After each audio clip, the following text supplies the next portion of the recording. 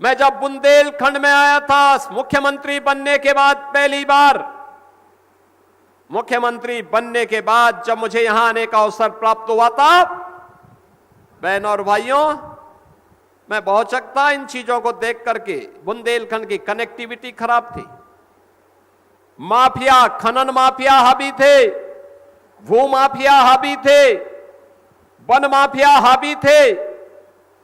यहां पर सामान्य नागरिक के जीवन में परिवर्तन तो दूर, यहां की बहनें मिट्टी का घड़ा लेकर के पूरा जीवन काट देती थी और उस मिट्टी के घड़े ने उनके जीवन को ऐसा बना के रखा हुआ था कि कोई पूछने वाला नहीं।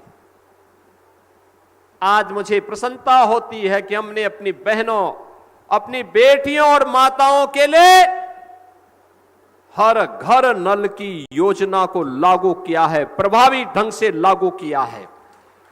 आने वाले समय में हर घर तक शुद्ध पेयजल पहुंचेगा, लेकिन शुद्ध पेयजल लंबे समय तक प्राप्त होता रहे। याद करना चंदेली राजाओं के उन अभियानों को जो जल संरक्षण के लिए उन्होंने तालाब बनाए थे। जल संरक्षण के इस कार्यक्रम को एक बूंद जल का दुरुपयोग नहीं होने देंगे। जल संरक्षण के कार्यक्रम को आगे बढ़ाएंगे।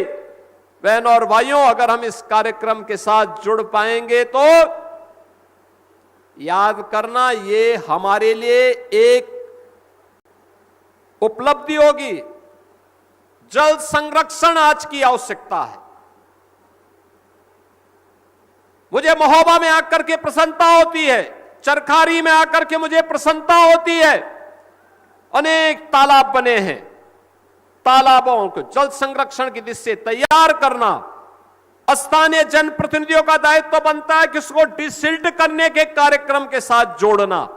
डिसिल्ट हो जाए और फिर आगे बढ़ सकती है योजना, आने वाली पीढ़ी को हम उज्जवल भविष्य दे सकते हैं।